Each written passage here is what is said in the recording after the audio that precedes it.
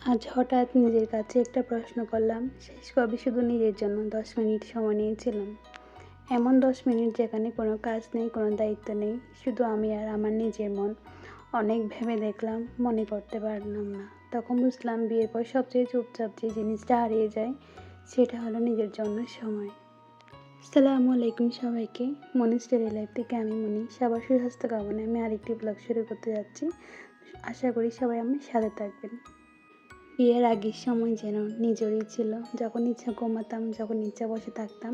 নিজের জন্য মন মতো করে চা খেতাম, গান শুনতাম। কিন্তু বিয়ের পর জীবনটা বদলে যায়। তখন আর শুধু নিজের কথা ভাবলে হয় না। একটা সংসার থাকে, দায়িত্ব থাকে, সবার এক্সপেকটেশন আলাদা আলাদা থাকে এখানে। সকালে ঘুম থেকে উঠেই শুরু রান্না, ঘর গোছানো, বাজারের চিন্তা, কার কী লাগবে, কে কী খাবে, কে কখন আসবে, এইসব হিসাব করতে করতে দিন কখন শেষ হয়ে যায় বোঝাই যায় না। আর এই দিনের শেষে মনে হয় আজও নিজের জন্য কিছুই করা হলো না। সবচেয়ে কষ্টের ব্যাপার কি জানো? আমরা নিজের জন্য সময় নিতে গেলেও গিল্টি ফিল করি। মনে হয় এই সময়টায় হয়তো আরেকটা কাজ করে ফেলতে পারতাম। সব কাজ শেষ না করেই বসে আছি কেন? আর এভাবেই ধীরে ধীরে নিজের মনটাকে লাস্ট প্রায়োরিটি বানিয়ে ফেলি। অনেক কথাই বলে ফেললাম। ভিডিওর মধ্যখানে প্রতিদিনের মতো সবাইকে আরও একবার অনুরোধ করব, যারা আমার চ্যানেলে রয়েছেন তারা প্লিজ একটা করে লাইক দিবেন।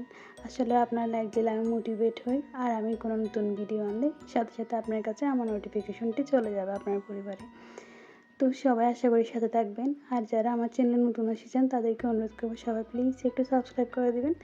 তাহলে আমার নিজের জন্য সময় নেওয়া এটা কোনো বিলাসিতা নয়, এটা সত্যিই এটা প্রয়োজন। কারণ তুমি যদি ব্যথাতে ক্লান্ত হয়ে যাও তাহলে হাসিমুখে সংসার চালানো কঠিন হয়ে যাবে। নিজের মনকে রিসার্চ করাও দরকার আছে আসলে মেয়েদের। এটা আসলে সবারই করা হয় না, আমি নিজেও করি না, কিন্তু মাঝে মাঝে আসলে চেষ্টা করি একটু নিজের খেয়াল রাখতে, একটু নিজের মতো করে একা থাকতে, একটা চা বানিয়ে এভাবে সময় কাটাবো কোনো কাজ না করে।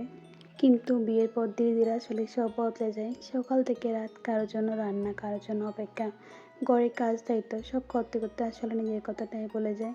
কিন্তু এরপরও আমি মাঝে মধ্যে চেষ্টা করি, যদি আমি একটু নিজে একা সময় কাটাতে পারি বা প্রিয়জনকে নিয়ে একটু সময় কাটাতে পারি তাহলে হয়তো আমার খুবই ভালো লাগতো। আর আমি এটা চেষ্টা করি মাঝে মধ্যে। তা না হলে আসলে মনটা মাঝে মধ্যে একদম বিষণ্ণ হয়ে যায়। কী কারণে বিষণ্ণ হলে সেটাও অনেক সময় বুঝতে পারি না।